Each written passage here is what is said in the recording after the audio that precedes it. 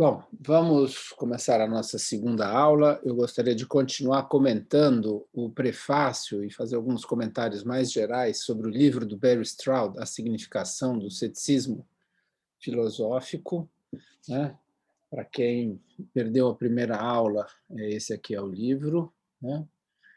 Publicado pela editora Ciência Estúdia em 2020, tradução minha, do Eros e do Flávio de Ligues, Eros de Carvalho. Bom, o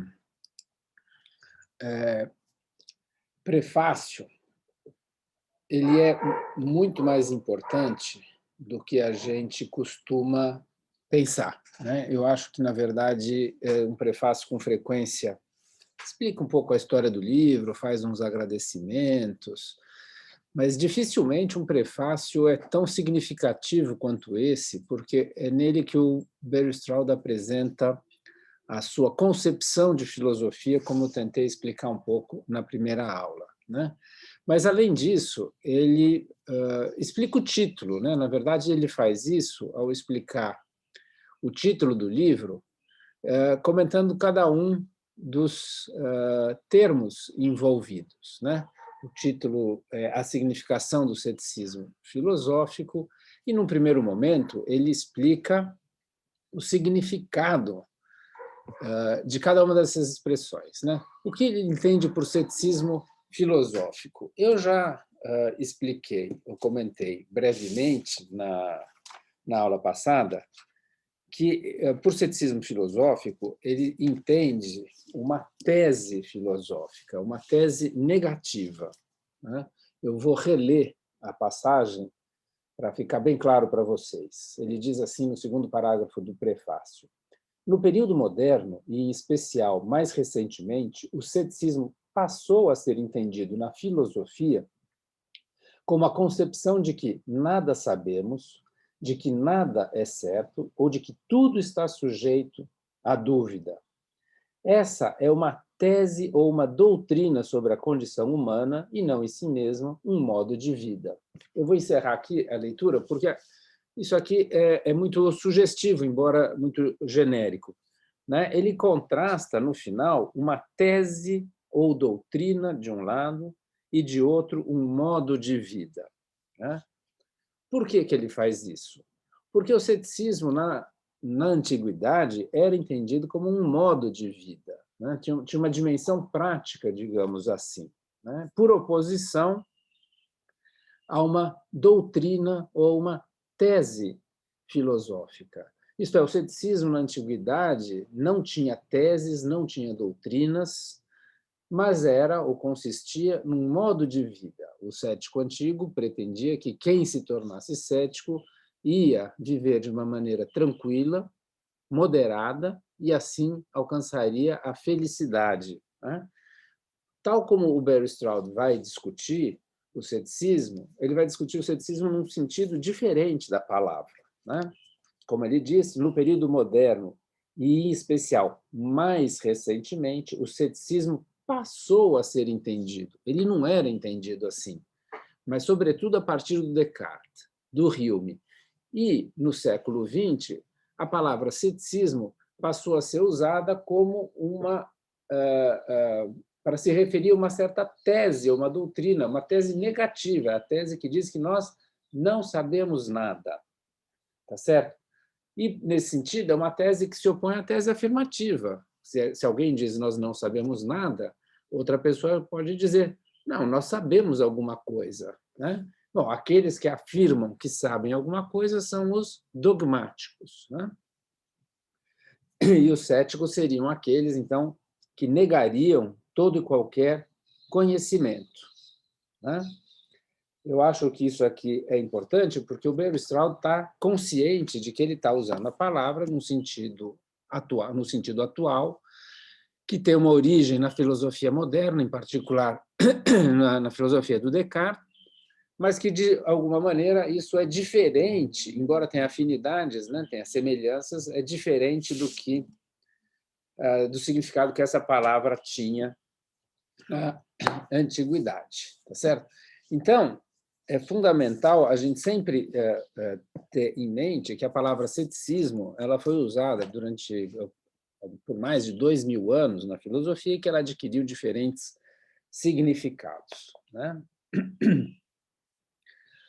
Agora, o Bellstroud continua explicando um pouco melhor o que ele vai entender por ceticismo filosófico nesse livro, né? Porque, colocado dessa maneira, né, não sabemos nada, essa é uma tese muito genérica, não sabemos nada a respeito de nada, quer dizer, em nenhum dos assuntos, né, nenhuma das crenças humanas constitui conhecimento, em nenhum dos assuntos de investigação humana nós somos capazes de estabelecer a verdade de nossas crenças, né?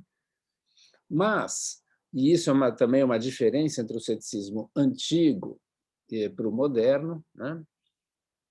Que o ceticismo antigo suspendia o juízo sobre tudo, né? Para você ser um cético, pelo menos sobre tudo que dizia respeito à investigação filosófica ou era matéria ou de dogma, da expressão dogmatismo, isso é, de doutrina, ou de opinião sobre as coisas não evidentes, né? Os adela, como os antigos chamavam, né? Mas, de um modo geral, com respeito a essas coisas não evidentes, o cético suspendia o juízo sobre tudo, isto é, para uma pessoa ser considerada cética, ela não deveria dar o assentimento a nenhuma proposição, não deveria ter nenhuma opinião ou doutrina, né?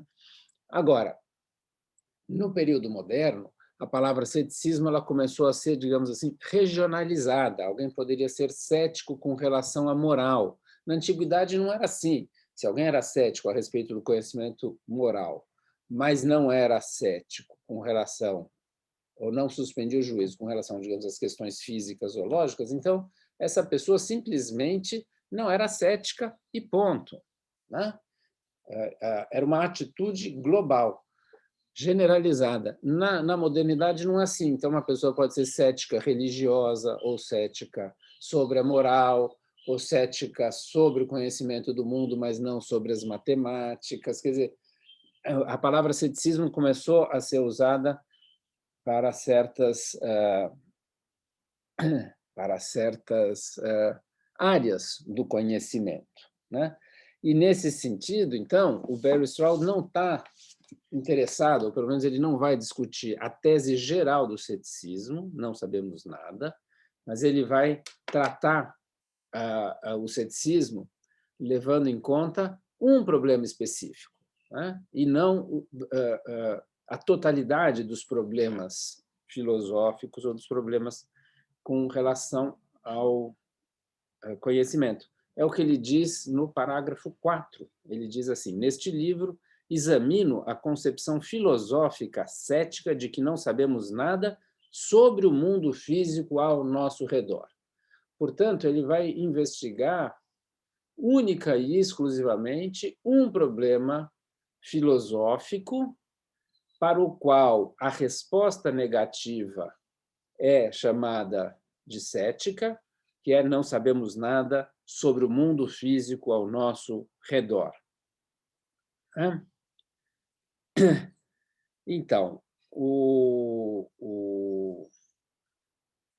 os primeiros 4 parágrafos, portanto, tratam de explicar o que o Barry Stroud entende por ceticismo filosófico e, mais especificamente, o que ele está chamando de ceticismo filosófico no livro dele, né? É um problema, é que, como se trata do conhecimento do mundo ao nosso redor, embora seja uma única questão, né, um único problema filosófico, o problema do conhecimento do mundo ao nosso redor, é um problema que envolve todos os nossos conhecimentos sobre o mundo. Então, a física, a química, a biologia, a medicina, geografia, astronomia.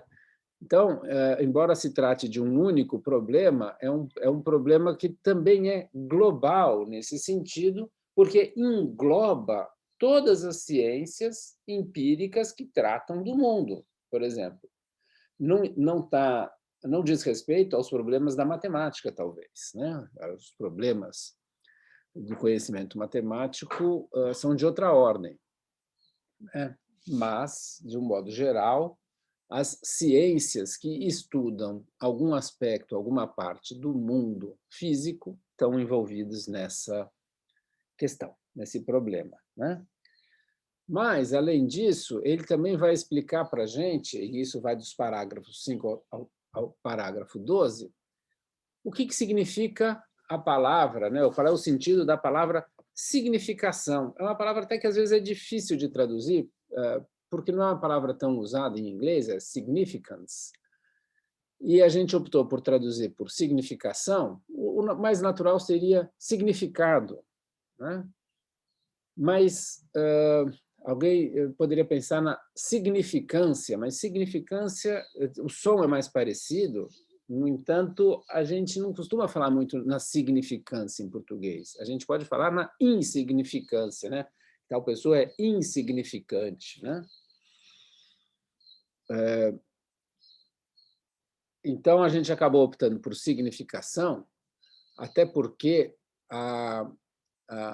essa palavra, ou essa expressão, ela vai ter 3 sentidos diferentes, né? Alguém poderia traduzir também por importância, né?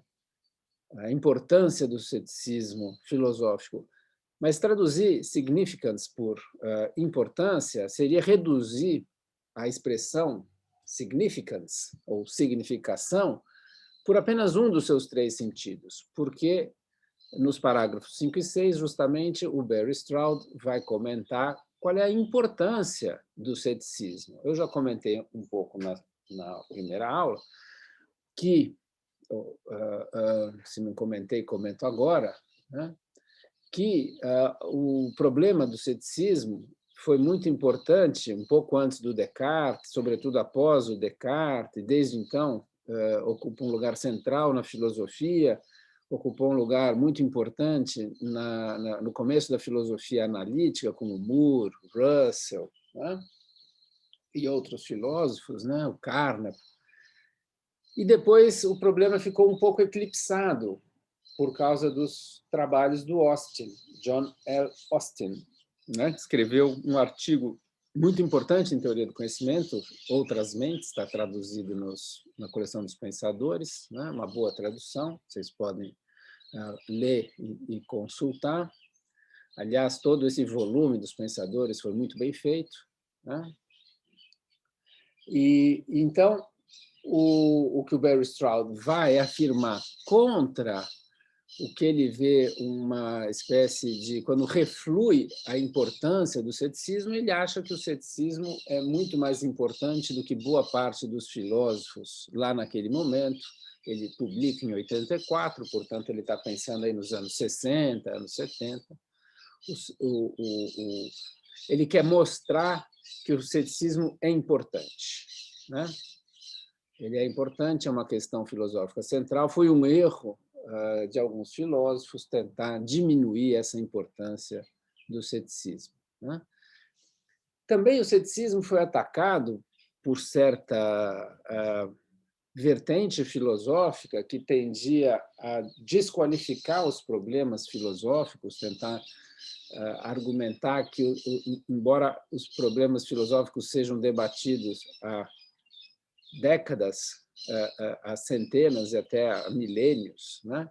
No fundo, os problemas filosóficos carecem de sentido, são desprovidos de sentido, eles seriam ininteligíveis. Então, alguns filósofos entenderiam que o ceticismo, como uma tese negativa para um problema, é ele próprio também ininteligível, porque o próprio problema seria ininteligível. Então, o que o Barry Stroud quer mostrar ao longo do livro e quer examinar, né, é qual é a inteligibilidade do ceticismo filosófico, que foi questionada. E de outro lado, parece que tem sentido, né, que o ceticismo é uma tese inteligível, ou que o problema cético, o problema que o cético levanta, o problema do conhecimento do mundo exterior, é um problema inteligível. É ou não é um problema inteligível? E, se for inteligível, em que sentido é inteligível esse problema? Então, a expressão significação, no título do livro, a significação do ceticismo filosófico, também é para investigar a inteligibilidade, não só a importância do ceticismo filosófico, mas também a inteligibilidade do ceticismo filosófico, né? E ainda um terceiro sentido para a expressão significação, que é o sentido da palavra signo, né? Um signo é algo que significa, isto é, algo que aponta para outra coisa além de si, né? Então, a significação do ceticismo filosófico é que o ceticismo filosófico indica algo, aponta para algo, né? Quer dizer, é por meio da investigação do ceticismo filosófico que nós poderemos apreender, conhecer, ficar sabendo de alguma outra coisa importante, né? Então, o ceticismo filosófico tem uma significação também no sentido de nos indicar alguma coisa. Como eu insisti na primeira aula, o que indicaria o estudo do ceticismo filosófico? Bom, indicaria qual é a condição humana, como é que o homem está situado dentro do mundo, né? Digamos assim, a recompensa ou a vantagem, o ganho de estudar o ceticismo filosófico.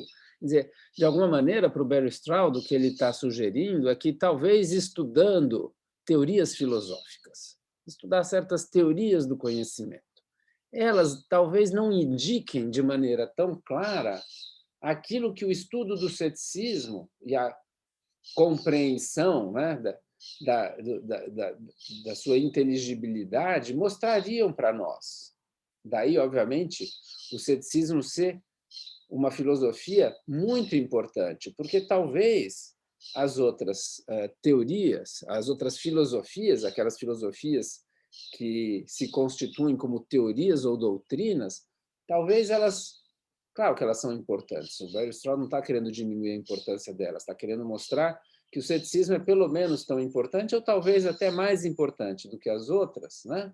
Justamente porque permite discutir não só a inteligibilidade do problema, que é levantado pelo cético, mas como o estudo desse problema pode indicar para nós alguma coisa de profundo, que é aquilo que diz respeito à aspiração filosófica, ao desejo filosófico, que eu estou chamando aqui de compreensão da condição humana, né?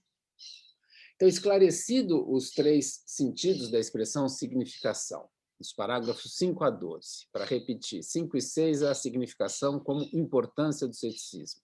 Parágrafo 7, a significação como a inteligibilidade do ceticismo filosófico. E, no parágrafo 8, ele diz que significação tem o sentido de indicação de algo, né?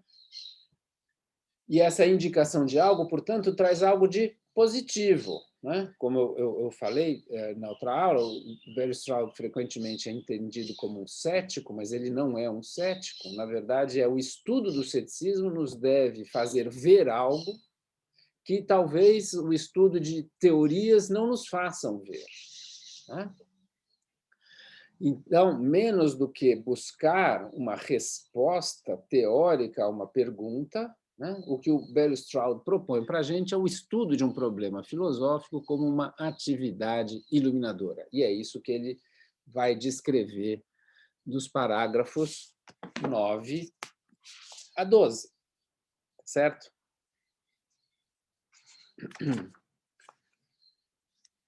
Eu acho que eu já comentei bastante isso aqui, né? Eu vou deixar para vocês lerem, acho que essas indicações já são suficientes para vocês entenderem o prefácio, né? Depois dos 13 aos 18 vem os tradicionais agradecimentos, etc. e tal, as pessoas. Eu não vou ficar comentando isso aqui, a gente perderia muito tempo, às vezes tem alguma relevância, né? No finalzinho do prefácio, ele faz uma piada. Ele foi morar em Veneza, passou um ano em Veneza, ele adorava Veneza, a Itália, aprendeu italiano. E Veneza, enfim, é uma ilha, né? Ou, pelo menos em parte, está cercada de água, e, portanto, ele diz que é o lugar natural para você estudar o problema do mundo exterior, porque, de alguma maneira, o mundo exterior seria o continente, e ele está isolado, está numa ilha, numa ísola, né? Escrevendo sobre o problema do mundo exterior, né? Agora, eu gostaria de passar, fazer agora alguns comentários gerais sobre o livro, né? Insistindo um pouco nessa ideia, que me parece fundamental, e que passa, às vezes, despercebido para as pessoas, né? E que o prefácio é fundamental, porque no prefácio ele apresenta a sua concepção de filosofia, e quando a gente lê o livro, a gente não vê a concepção de filosofia do Barry Stroud, a gente vê outras concepções de filosofia sendo estudadas, investigadas, debatidas, né? Apresentadas. E onde está o Barry Stroud? É difícil saber onde está o Barry Stroud. E o Barry Stroud está por trás disso tudo, e a gente tem que adivinhar um pouco a posição dele, mas se a gente tem sempre o prefácio em mente, nós vamos entender o que ele está fazendo. Quer dizer, ele está apresentando aqui no prefácio que ele tem uma concepção muito original de filosofia, claramente inspirada no Wittgenstein, né? E, como eu já sugeri, com grandes afinidades com o ceticismo antigo, com o pirronismo, né? Mas, ao longo do livro, ele apresenta e distingue pelo menos duas, se não três, outras concepções de filosofia que não são a concepção dele, que, de alguma maneira, são duas ou três concepções de filosofia. Eu falo três porque a terceira é, num certo sentido, uma volta à primeira, modificada, e ele vai rejeitando essas concepções de filosofia. Então, quem pula o prefácio, quem passa rapidamente pelo prefácio, vai achar que ele é um cético nesse sentido preciso dele, né? Justamente porque ele apresenta uma concepção e destrói, apresenta outra concepção e destrói, apresenta uma terceira alternativa e também critica duramente, vem à conclusão. Ele discute dois colegas dele, o Cavell e o Thompson Clark, e nem o Cavell nem o Thompson Clark respondem ou resolvem o problema cético do mundo exterior, e o livro acaba e a gente fica, bom, e o que ele quis dizer? Entende?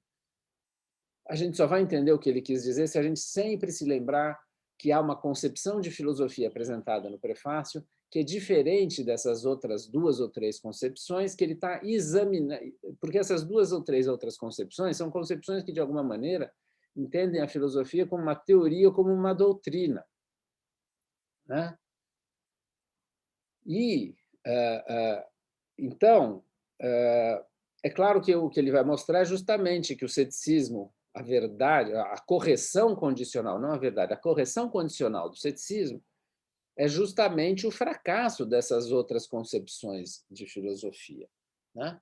E a gente pode, talvez, dividir o livro, pelo menos eu gosto de pensar e dividir o livro como tendo duas partes. Além do prefácio e da conclusão, né, o livro tem 6 capítulos, tirando o capítulo 7, que eu chamaria de uma conclusão, ele mesmo chama de coda, né, uma espécie de arremate do livro, em duas partes principais. A parte 1 é constituída pelos capítulos 1 a 3, onde o Barry Stroud apresenta a concepção tradicional da filosofia, né? E nessa concepção tradicional da filosofia, um problema filosófico específico é levantado, o problema do conhecimento do mundo exterior, né? É um problema cético, né? Embora aqui a palavra ceticismo às vezes é usada para o problema, né? Um problema cético, às vezes é usada para essa resposta negativa. Bom, o problema cético é: nós conhecemos de fato o mundo exterior? Né? Se você responder não, nós não conhecemos, essa então é a tese negativa do ceticismo, é a resposta negativa. Então, aqui, ceticismo é a resposta a um problema que também é chamado de problema cético, né? Ele levanta, então, esse problema no capítulo 1, através de um estudo da filosofia cartesiana, de uma discussão muito bem feita da primeira meditação, e depois ele examina duas respostas tradicionais a esse problema cético. Em primeiro lugar, ele examina a resposta dada pelo Austin, e, em segundo lugar, ele vai examinar a resposta dada pelo Moore. Embora o Moore seja mais antigo, né?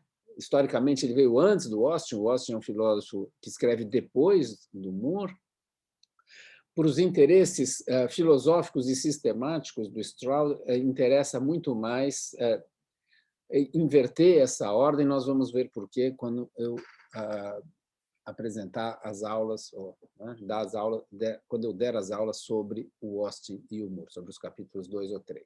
Né? Agora, no capítulo 3, e aqui já vem a indicação, né, o Barry Stroud é levado a traçar uma distinção, né, entre questões internas e questões externas, e aí surge a parte 2 do livro, quer dizer, surge uma nova concepção de filosofia, que é a concepção, não essa concepção tradicional da filosofia, mas a concepção kantiana da filosofia. E essa concepção kantiana, ela vai do capítulo 4 ao capítulo 6. Como eu já falei, tem 2 ou 3 concepções, porque no capítulo 6 nós vamos ver que é uma espécie de retorno à concepção tradicional da parte 1, mas é um retorno à concepção tradicional da parte 1 como uma rejeição explícita da concepção kantiana da filosofia que é apresentada e discutida nos capítulos 4 e 5. Então, é como se esse capítulo 6 fosse também, em parte, uma discussão da concepção kantiana do ponto de vista crítico, né? Do ponto de vista da sua rejeição. Qual é a concepção tradicional da filosofia que rege, né, ou permeia os capítulos 1 a 3, e qual é a concepção kantiana da filosofia que está presente nos capítulos 4 a 6? Né? Eu não vou dar uma resposta completa aqui, porque isso vai estar presente nas próximas aulas, né, nas aulas sobre os outros capítulos, mas eu poderia já indicar da seguinte maneira. A concepção tradicional da filosofia é a seguinte, 2 pontos. A filosofia é uma avaliação da justificação das nossas crenças, quando a gente considera as nossas crenças de uma só vez, como um conjunto, né? Como o conjunto total, né? Daí a ideia de um ceticismo global, quando todas as nossas crenças são avaliadas de uma só vez, para ver se elas estão bem justificadas ou não estão bem justificadas. E, nessa concepção tradicional da filosofia, parece existir um conflito entre a filosofia e a vida cotidiana.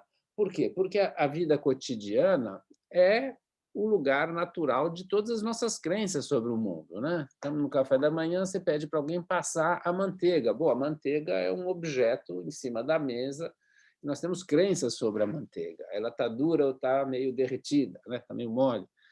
Né? Você fez uma torrada, a torrada está quente, você passa a manteiga, ou você tem a crença que a manteiga vai ficar mole ou derretida quando você passar no pão. Né? E a filosofia ela vai, então, avaliar se as nossas crenças sobre o mundo estão bem justificadas. Né? Depois nós vamos ver como isso se dá, mas, de qualquer maneira, há esse conflito entre a filosofia e a vida cotidiana, porque todo o ímpeto da filosofia para o Barry Stroud é um ímpeto negativo no primeiro momento, é um ímpeto questionador. É muito comum a gente ouvir falar que a filosofia é uma crítica do senso comum, né? A filosofia faz a gente superar o senso comum, ver os erros do senso comum. É isso que o Barry Stroud está dizendo que faz o filósofo nessa concepção tradicional da filosofia num primeiro momento. Né? Nós vamos questionar as nossas crenças, nós vamos verificar se elas de fato se sustentam ou não se sustentam. Né? E quando a gente faz isso, então, é como se a filosofia estivesse atuando contra as crenças da vida cotidiana. Né? E surge, então, um conflito. Por quê? Porque o resultado dessa avaliação global de todas as nossas crenças é que, no final das contas, as nossas crenças não estão bem justificadas, portanto, elas não constituem conhecimento. Né? No melhor dos casos, nós temos apenas crenças sobre o mundo. Né? E justamente porque há um conflito entre a filosofia e a vida cotidiana, o Barry Stroud vai examinar as respostas de filósofos do senso comum ao problema cético, ou a crítica que filósofos que defendem a vida comum ou a vida cotidiana fazem contra o ceticismo. E daí, então, o interesse particular pelas filosofias do Austin e do Moore, que são filósofos, falando genericamente, que defendem a vida cotidiana e se opõem a esse primeiro resultado da filosofia, quando a filosofia avalia as nossas crenças e mostra que elas não estão bem justificadas, né? Então, no conflito entre a filosofia e a vida cotidiana, o primeiro capítulo mostra o ataque da filosofia à vida cotidiana, e os capítulos 2 e 3 vão examinar, então, a defesa da vida cotidiana contra os ataques da filosofia, né? Para quem conhece a obra do Oswaldo Porchat, talvez o maior filósofo brasileiro, né?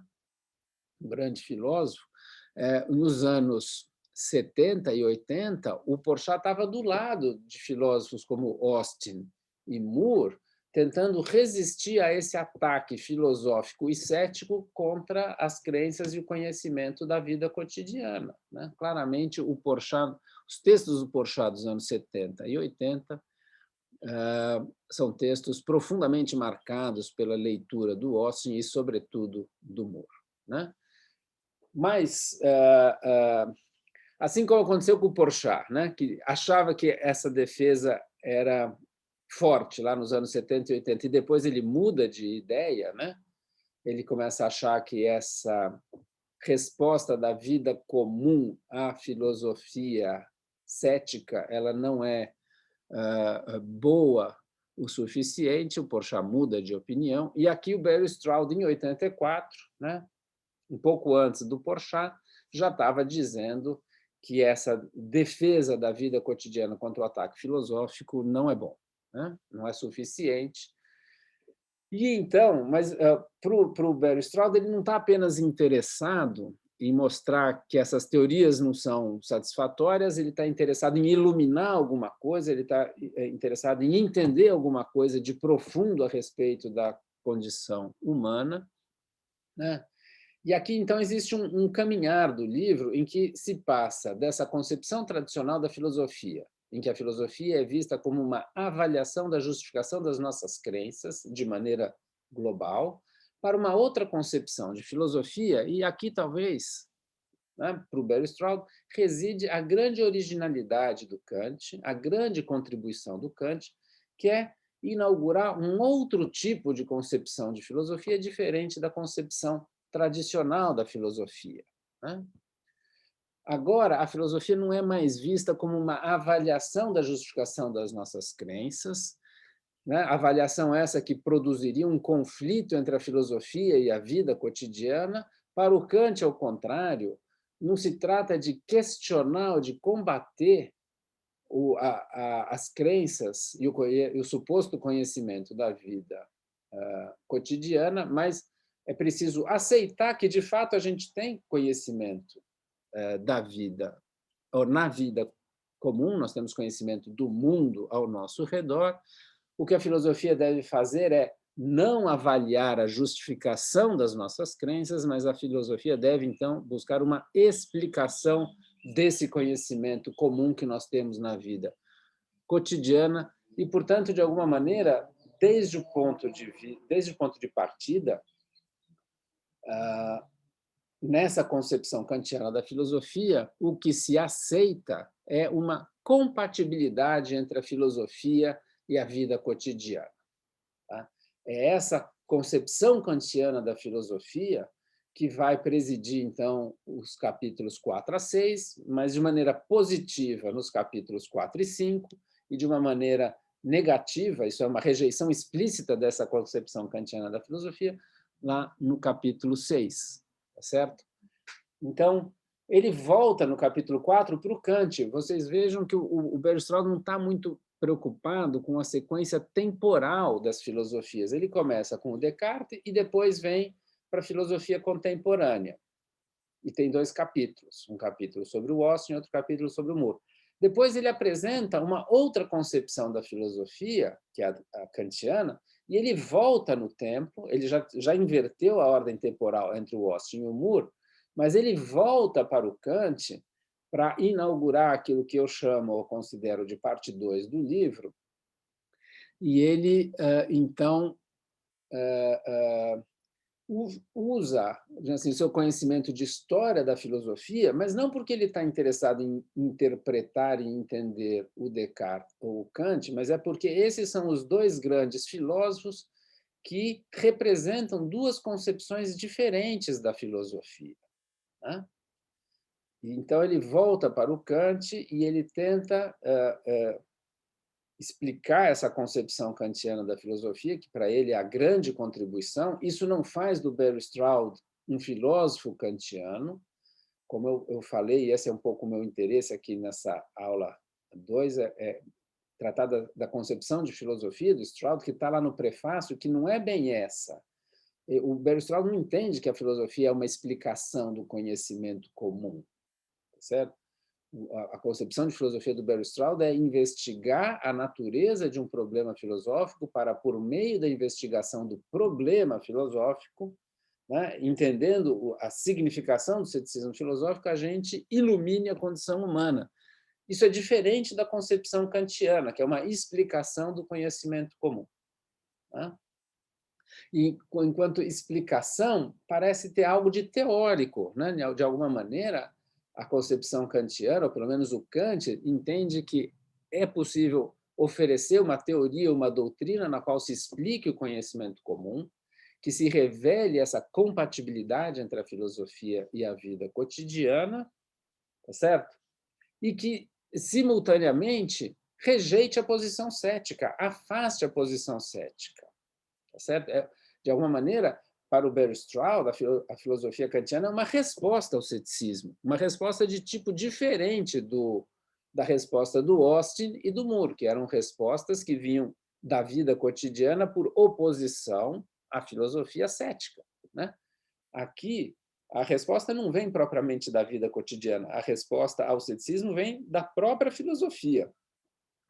A filosofia adquire uma autonomia que talvez tenha sido sem precedentes, ao menos na interpretação e na visão do Barry Stroud. Então, ele volta para o Kant, ele apresenta uma nova concepção de filosofia e apresenta como, nessa nova concepção da filosofia, é possível dar uma resposta filosófica, não uma resposta baseada na vida cotidiana, mas uma resposta filosófica ao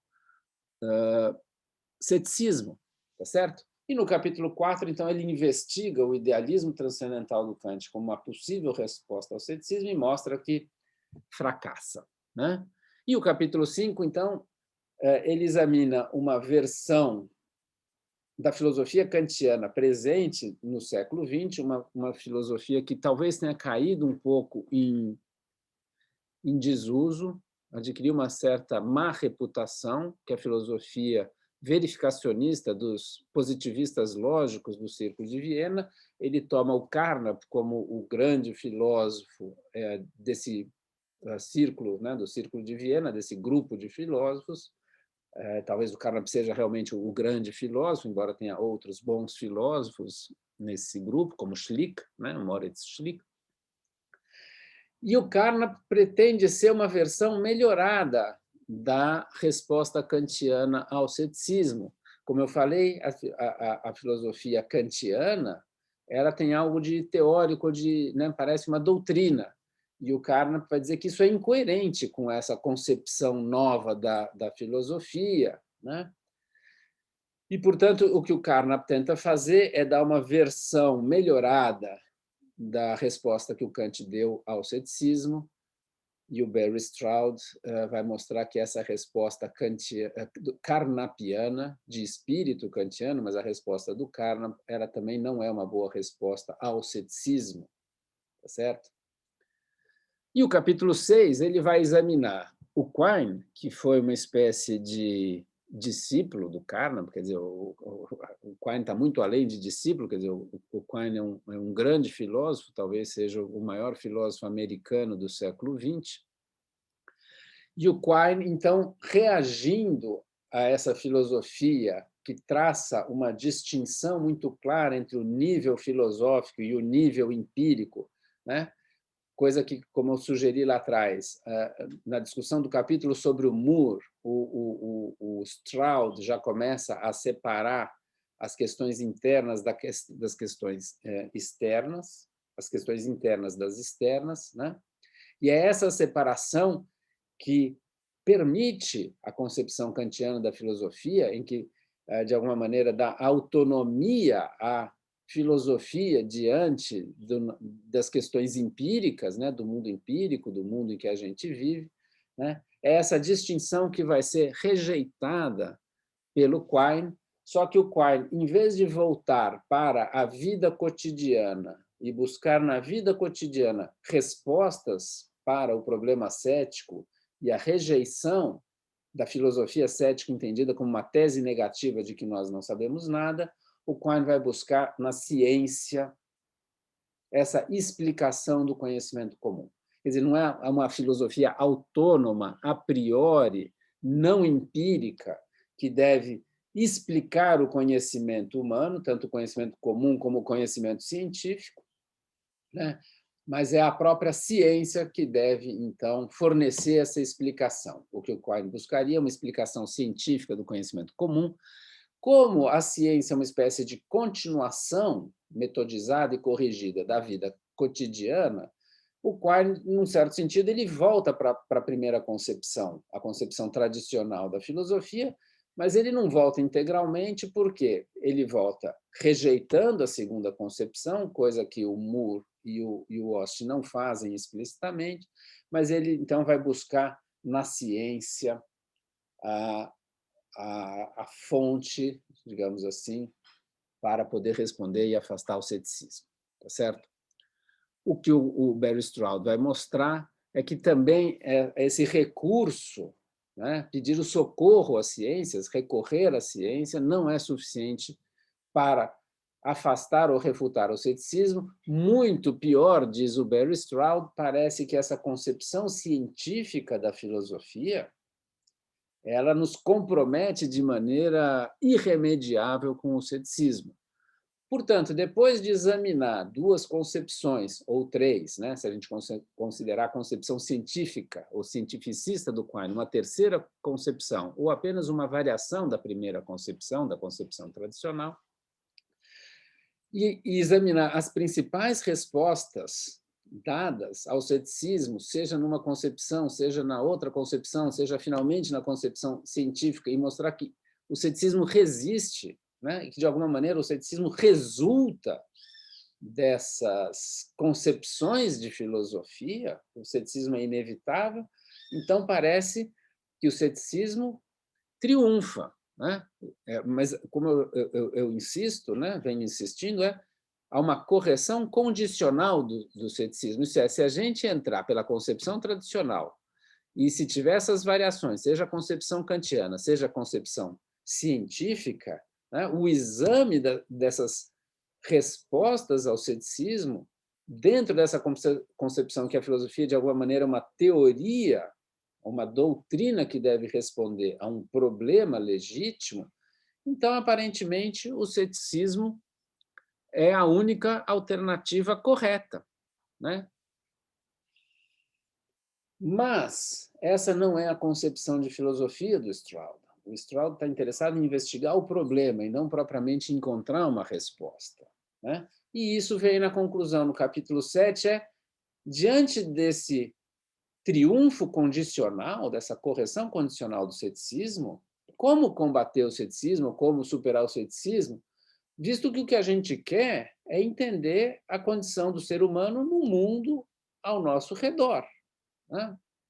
E aí ele investiga rapidamente, nesse capítulo 7, as propostas do Cavell e do Thompson Clark, e ele também mostra que, embora eles possam nos encaminhar para uma resposta satisfatória ao ceticismo, eles não deram a resposta satisfatória, nem o Cavell, nem o Clark. O Barry Stroud vai levar mais ou menos 10 anos para ele escrever um artigo onde ele finalmente acha que ele encontrou uma certa resposta ao ceticismo filosófico tal como ele entende, isso é, esse ceticismo entendido como uma tese negativa. Então, esse é o esquema geral do livro. Eu acho que com essas 2 primeiras aulas fica mais ou menos claro qual é a intenção e a originalidade do Barry Stroud. Por isso que as pessoas costumam tratar o Barry Stroud como se ele estivesse também buscando uma teoria, fornecendo uma teoria. Qual é a teoria dele que é uma resposta? Eu falei agora, ó, ele leva 10 anos para dar uma resposta, mas a resposta que ele vai dar não é uma teoria ou não é uma doutrina, né? É algo mais ou menos na linha kantiana, mas é um negócio mais complexo, nós não vamos ver isso aqui, eu não vou tratar, fica para um outro curso, né? Ou para uma outra série de aulas. Eu vou encerrar por aqui e depois, na próxima aula, eu vou começar a comentar os capítulos do livro, talvez não com tanto detalhe como eu comentei agora esse prefácio, que é curtinho, mas ele é muito denso, muito rico e, como eu argumentei, ele é fundamental, né? Não pode nunca esquecer o prefácio, porque o prefácio é que vai dar a perspectiva que a gente tem que ler o livro, né? É isso aí. Espero que vocês tenham gostado da aula. Eu vou, na próxima aula, começar a discutir o problema filosófico, tal como o Barry Stroud apresenta no capítulo 1.